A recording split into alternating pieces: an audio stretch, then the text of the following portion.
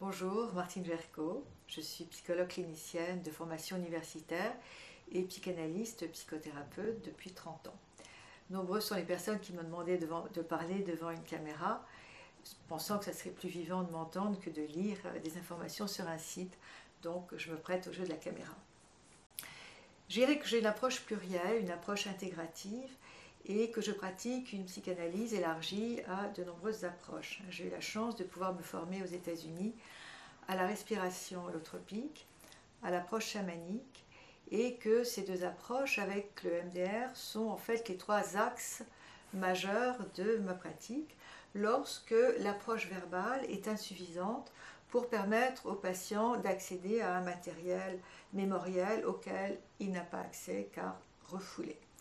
Alors je vais vous parler brièvement de ces trois approches que sont la respiration holotropique, le MDR et l'approche chamanique, sachant que vous aurez de nombreuses informations sur mon site psyemergence.com.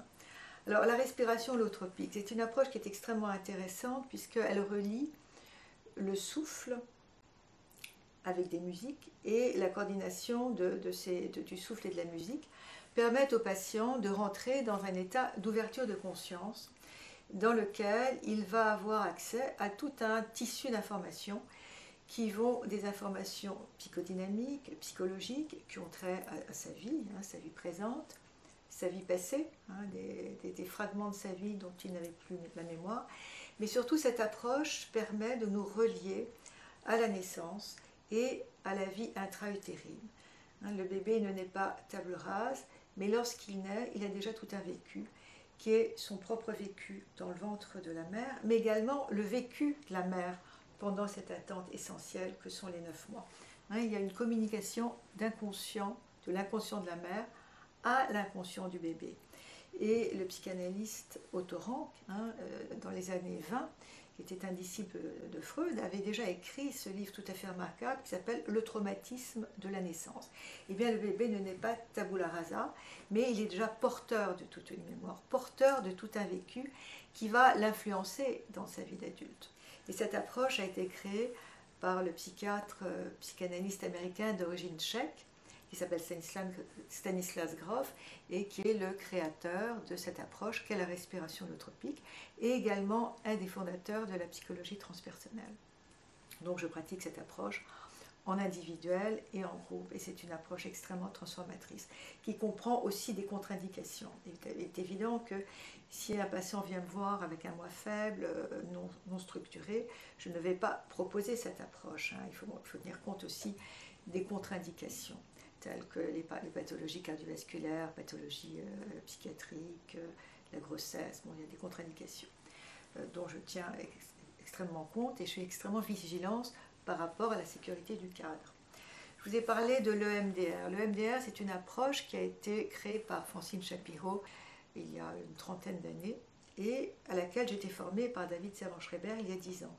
Et cette approche est une approche neuro-émotionnelle qui fonctionne par des balayages oculaires et qui va venir travailler au niveau du syndrome de stress post-traumatique. C'est une désensibilisation par les balayages oculaires. Ça combine également différentes approches telles que l'hypnose. Ce balayage régulier nous rappelle le mouvement, le balayage de la main sous hypnose. Et puis également en son sein des techniques de relaxation, de gestalt. C'est un petit peu un panel de différentes approches. Et puis, et surtout, maintenant, je me consacre beaucoup à la dimension chamanique. Je suis une praticienne du chamanisme et j'ai été formée aux États-Unis par Sandra Ingerman et Michael Harner à la FSS, Foundation for Shamanic Studies. Et ces approches n'oublient pas la dimension psychothérapeutique dans l'approche chamanique. Alors le chamanisme, qu'est-ce que c'est? C'est l'approche spirituelle et de guérison la plus ancienne de l'histoire et chaque civilisation a pratiqué le chamanisme. C'est une approche de révélation directe, il n'y a pas d'idéologie, il n'y a pas de transmission écrite, c'est une transmission orale. Et le chaman, je ne dis pas que je suis chaman, je suis une praticienne du chamanisme, je suis tout d'abord une psychanalyste psychothérapeute avec en son sein différentes approches, et je dirais que j'ai ma boîte à outils, et c'est comme une boîte à trésors à l'intérieur de laquelle je vais aller puiser des outils pour pouvoir accompagner mon patient vers son bien-être, vers une amélioration de sa vie, l'aider à retrouver le sens du vivant. C'est ça qui est important. Donc ce sont des outils qui m'accompagnent dans ma pratique pour accompagner au mieux celui qui vient me voir avec son mal-être, avec sa souffrance. Alors j'aime beaucoup l'approche chamanique parce qu'elle nous met en phase, en symbiose avec les forces de l'univers. On travaille avec les forces de la nature, avec les forces du vivant. Je travaille avec le tambour. Le chaman utilise toujours un tambour qui est sa monture pour aller voyager dans des états non ordinaires de conscience. La pulsation rythmique, régulière du tambour permet au chaman de voyager dans les mondes pour pouvoir aller à la rencontre de ce qui parasite le patient. Je ne vais pas rentrer en détail dans la thérapie chamanique. Je parle de thérapie chamanique, mais ça n'est pas une psychothérapie. Je dirais que l'approche chamanique s'adresse à l'âme.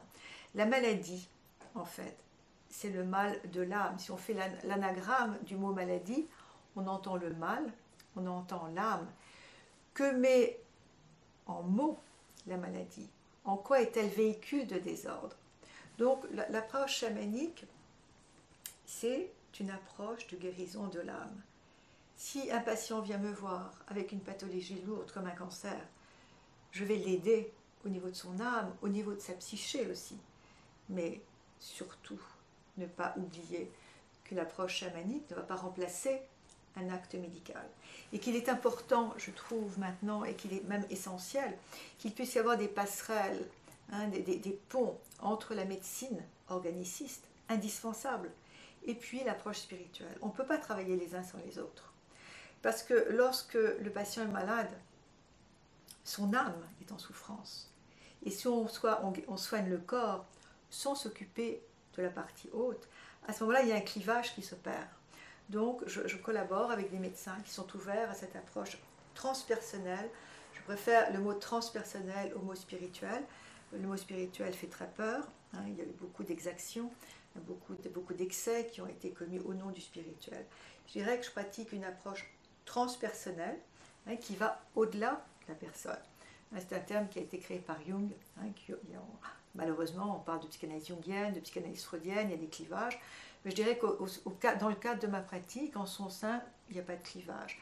Je travaille au niveau psychodynamique, au niveau freudien, par rapport à l'histoire du sujet, par rapport à son histoire biographique, par rapport à son histoire familiale, transgénérationnelle. On est aussi le résultat de toute une chaîne familiale. On porte en nous l'histoire de nos ancêtres.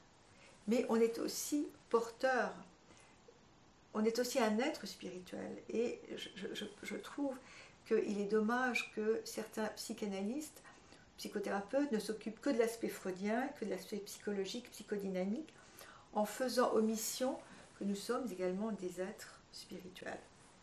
Là, je dis spirituel, mais c'est vrai, on ne peut pas en faire l'omission. Je trouve qu'il est aussi important, lorsque l'on s'occupe de la dimension transpersonnelle chez un patient, d'avoir également une formation clinique, théorico-clinique rigoureuse. On ne peut, je pense, s'occuper de cet aspect que si on est déjà extrêmement formé à la théorie psychanalytique. Et ça, je le dis, je forme, j'ai beaucoup de psychanalystes qui sont en formation, en supervision chez moi, et je leur suggère toujours, avant de s'engager dans une approche spirituelle du patient, de bien déjà être en contact avec la clinique freudienne, avec la métapsychologie, avec la psychopathologie. On ne peut pas pratiquer une approche spirituelle avec tous les patients. Ces patients viennent parfois avec une demande, mais j'aimerais bien faire un travail avec vous parce que je sais que vous avez une approche plurielle et qui est surtout spirituelle. Si le patient est fragile, je ne vais pas lui proposer une approche spirituelle. On va d'abord travailler sur l'ancrage, sur l'enracinement.